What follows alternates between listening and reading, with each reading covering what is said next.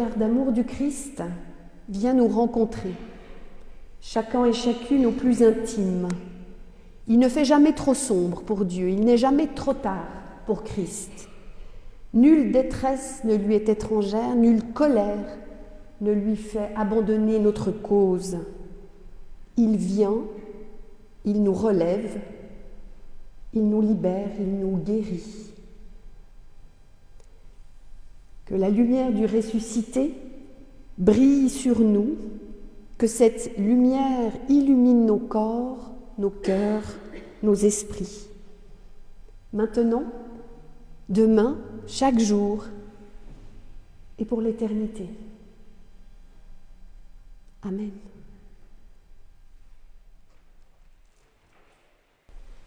Il est si facile d'écraser plus petit que soi. Et voici, notre Dieu, par la voix du Christ, se fait bouclier et défenseur de la cause de ses petits. Il est parfois si commode de passer ses nerfs, sa mauvaise humeur, ses frustrations sur celles et ceux qui dépendent de soi.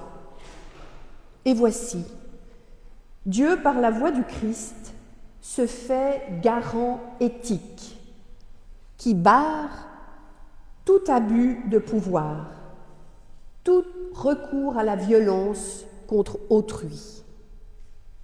Il peut me paraître si anodin, si banal d'exercer mon autorité, mon intelligence, mon expérience et ma grande sagesse, par la voix, le geste ou le regard, sur celles et ceux qui dépendent de moi, ou celles et ceux dont je pense qu'ils en ont besoin. C'est pour ton bien.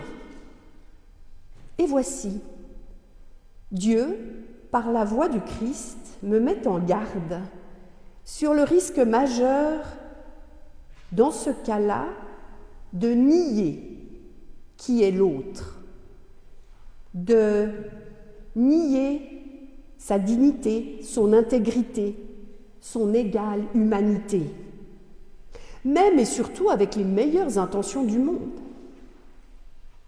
Mieux vaudrait perdre une main, un pied, un œil, que de céder à la tentation d'en imposer à autrui.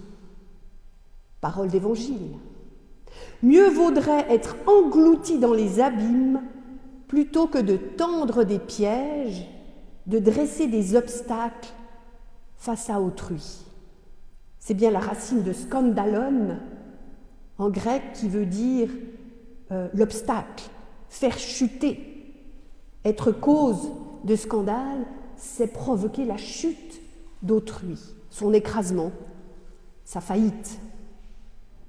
Parole d'Évangile. Et pourtant, notre logique humaine, expérimentée depuis notre plus jeune âge, fait que si l'on a été écrasé une fois, eh bien on peut toujours essayer de trouver plus petit que soi pour déverser la violence de l'agression, pour prendre sa revanche, pour regagner en stature, croyons-nous, et que dans cette spirale infernale, on cherche à s'élever, à gagner en hauteur et en puissance pour ne plus devoir ressentir cette négation, cet écrasement, quitte à en écraser beaucoup au passage. La philosophe Simone Weil écrit en 1942 que certaines personnes choisissent le mal, de faire le mal, de prendre la voie de ce qui est mauvais, pas par amour du mal, mais pour moins souffrir, pour ne pas voir cette faille en soi, cette souffrance accumulée du fait de nos écrasements. Et Simone Weil dit que cette voie, c'est un choix qui est devant nous, toujours possible, toujours actuel. Nous avons à choisir, suite au mal subi, quelle voie nous allons prendre. Perpétuer le mal contre autrui ou l'assumer et en faire quelque chose pour soi. Et c'est vrai pour chacun de nous, mais c'est vrai pour notre humanité en collectivité. Frayer avec les puissants, s'attirer les bonnes grâces de qui ou qui, pour espérer ne plus jamais avoir à vivre cet écrasement, cette négation à faire partie des petits, des précaires, des démunis, des laissés pour compte. Ces stratégies, voilà qui prend une grande partie de notre énergie. Ce que la doxa, la pensée commune, justifie aussi par la loi du plus fort, par la loi de la jungle, par le darwinisme social, par le réalisme politique ou historique. Alors on pense que l'on ne peut rien y faire, finalement. C'est ce que nous constatons partout, depuis le préau de l'école, jusque dans nos lieux de travail, dans nos familles, dans les partis politiques, dans les associations, dans les rapports sociaux, de voisinage, dans les rapports internationaux qui peuplent nos journaux, nos réseaux sociaux aujourd'hui, et jusque dans les églises, institutions humaines également. Alors, qui a expérimenté un jour le rejet comme bouc émissaire, comme souffre-douleur ou victime de cyberharcèlement sur les réseaux sociaux, sait combien il est dangereux pour soi de se retrouver livré à la vindicte du plus grand nombre. Devons-nous alors nous résigner et y lire une sorte de fatalisme? Que nous dit l'Évangile du jour? Qu'avons-nous à saisir ensemble, chers frères et sœurs? Alors, à la première lecture, une chose m'a intriguée. Qui sont ces anges des petits qui voient constamment la face de Dieu? Les anges des petits. Alors, est-ce que c'est des avocats qui défendent leurs droits bafoués? Ou alors est-ce que c'est des procureurs qui réclament justice et réparation? En tout cas, c'est une image qui m'a beaucoup touchée. Celle d'âmes abîmées, malmenées, que Dieu accueille dans un face-à-face. Dieu les accueille une à une, ces âmes des petits et des petites, malmenées, martyrisées, et il les fait vivre en sa présence. Il les tire de l'oubli et de la négation dont elles ont été victimes. Et encore plus qu'une consolation, j'y ai vu ce que nous refusons si souvent de voir. Car si les anges des petits écrasés voient constamment la face de Dieu, n'est-ce pas aussi pour nous faire voir, comme dans un miroir inversé, combien nos propres visages sont restés fermés, obturés, souvent de manière répétée face à celles et ceux qui ont subi l'exclusion et le rejet. Voilà un contraste assez sidérant devant lequel nous place ce texte de Matthieu. D'un côté, la face de Dieu qui accueille, qui recueille, qui prend en compte, qui redonne dignité à chacun et chacune. Et de l'autre, nos faces humaines, murées, indifférentes ou jugeantes, qui ne laissent aucune place, aucune chance à autrui, surtout si c'est un petit ou une petite. Vouloir être grand, le plus grand, le premier, la chouchou, le préféré, voilà un sujet des préoccupations qui revient très souvent pour les disciples de Jésus. J'ai l'impression que ce n'est pas seulement eux, les disciples, qui avaient ces préoccupations. De nouveau, vouloir être grand, se grandir, c'est quelque chose qu'on a en soi. L'enseignement de Jésus, c'est de montrer aux disciples que c'est à coup sûr porter préjudice à plus petit que soi, de vouloir se grandir. Ce sera forcément au détriment de certains et de certaines. C'est abuser de sa position pour régenter, contrôler, hiérarchiser, dominer. Et là, le Christ ne fait aucun compromis. Il invite même à un renversement, à la fois existentiel, mais aussi communautaire. faire passer le plus petit, le moindre, la quantité négligeable aux yeux de la société ou à mes propres yeux, eh bien, faire passer le plus petit au premier rang, c'est là le sens même de la communauté chrétienne. Et cet appel éthique, fondé dans l'Évangile, m'a fait penser à Emmanuel Lévinas, c'est un philosophe d'origine juive qui a beaucoup marqué le XXe siècle et qui, lui, parle du visage de l'autre. Et il dit, le visage de l'autre fait appel à ma responsabilité. Parce que le visage de l'autre est nu. Il y a une nudité dans la face de l'autre, dans son visage. Et il dit finalement, le visage de l'autre, c'est ce qui est très faible, c'est ce qui est nu, dénué. Et il dit, ce visage appelle à la fois à la protection, à dire, seras-tu responsable de moi? Prendras-tu soin de moi? Nous sommes les deux des êtres humains. Donc voilà, il y a un appel au soin, à la responsabilité, à la reconnaissance. Et il dit, ça c'est l'appel à « tu ne tueras pas ». Tu ne tueras pas. C'est une part qui appelle dans le visage de l'autre. Et de l'autre côté, il y a aussi le fait que je peux négliger complètement l'autre.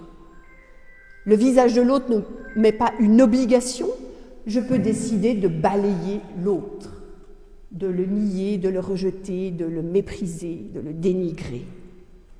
Mais n'empêche que le visage de l'autre vient à ma rencontre en me disant, est-ce que tu vas me laisser souffrir seul, mourir seul, être écrasé, ou vas-tu me relever? Ainsi, c'est le visage de l'autre qui instaure ma responsabilité.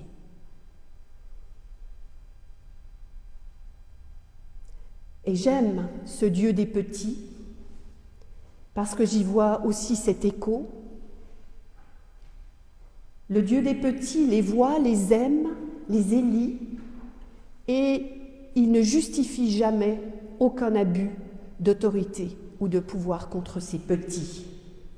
Et c'est ainsi qu'il nous dit, êtes-vous responsables? Avez-vous été responsables des petits et des petites parmi vous? J'aime ce Dieu qui, au lieu d'en sacrifier un pour garder la majorité du troupeau, va chercher la plus petite part manquante, la part perdue, au risque de tout perdre. Et il la ramène à la vie et à la dignité. Dieu fait le choix de la plus petite part manquante. Dignité inaliénable de chaque individu aux yeux de notre Dieu, amour désintéressé qui est au cœur du Père, dont nous sommes les bénéficiaires, amour que le Christ n'a de cesse de nous inviter à vivre avec et face aux autres. Pas contre les autres, pas sans les autres, avec et face aux autres. N'est-ce pas d'ailleurs la force particulière du texte de Paul, ce texte qu'il écrit bien avant l'évangile de Matthieu, en fondant les communautés juste après la résurrection, et il écrit à la communauté de Rome au chapitre 8, ce texte qui m'accompagne depuis mon adolescence, qui est comme une encre dans ma vie et qui vient résonner régulièrement, parce que c'est un chant à la fois de résistance et d'espérance. Je trouve que dans ce texte de Paul, il est question de force, mais pas une force qui écrase, pas une force qui impose violence à autrui, pas une victoire de type guerrier ou militaire, comme certains le comprennent encore aujourd'hui. Non, c'est une victoire de la vie contre la mort, contre le mal, contre la violence. Et j'y lis une force de résistance à toutes les puissances et les dominations, résistance qui libère de la peur, de la haine, du besoin de revanche, une force de résistance et aussi une force d'espérance Ce qui est affirmé, c'est que le mal, la mort, la violence, les abus, tout cela n'aura pas le mot de la fin. C'est l'amour de Dieu qui va prévaloir. C'est ça notre victoire, qui est paradoxale. C'est l'amour de Dieu manifesté en Christ. La victoire, c'est la victoire de l'amour. Comme Catherine Chalier le dit, qui est une philosophe, une bibliste, elle traduit l'amour par la bonté du bien. Et je trouve cette expression très belle. Il y a une bonté du bien plus originaire que tout le reste, l'amour.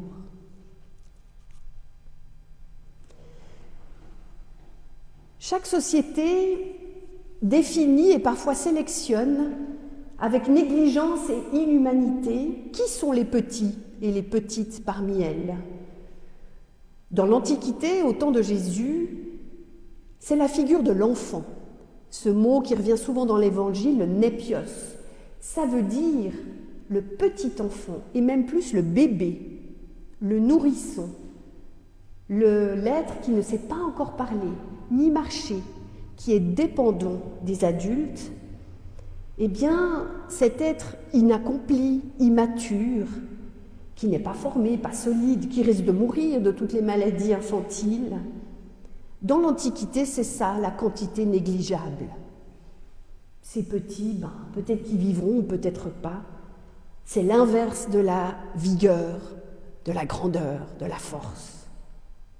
Alors quelle audace de la part de Jésus de choisir ce bébé immature comme étalon et comme jauge pour ses disciples et pour la communauté chrétienne. Une belle claque à leurs ambitions de grandeur et un garde-fou aussi.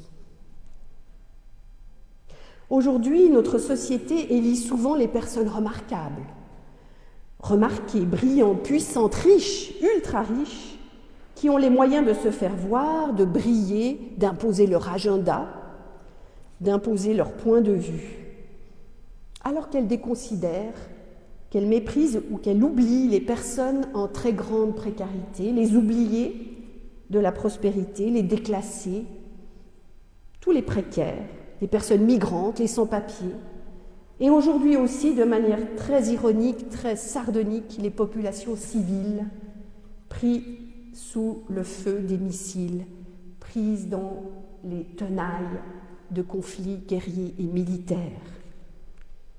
Les populations civiles aujourd'hui ont l'air de compter pour très peu dans le jeu des puissances et des intérêts de quelques-uns. Alors justement, celles et ceux qui ne comptent pas, qu'on ne considère pas, ces petits, ces petites, ce sont elles et eux que le Christ met au centre, au premier rang. Le plus petit est le plus grand, la plus petite est la plus grande, la dernière des derniers est la première aux yeux de Dieu. Devant ce défi colossal de l'écrasement des petits et du renversement formidable de l'Évangile, je pense que nous sommes porteurs et porteuses de cet appel éthique fondamental. À nous de mettre une borne infrangible, à nous de mettre un frein indépassable à l'anéantissement d'autrui, à sa négation, à son déclassement. Dans le visage d'autrui, je peux voir, je dois pouvoir voir le visage même de Dieu. Lui garantit notre existence commune, lui garantit notre intégrité et notre droit à exister. Amen.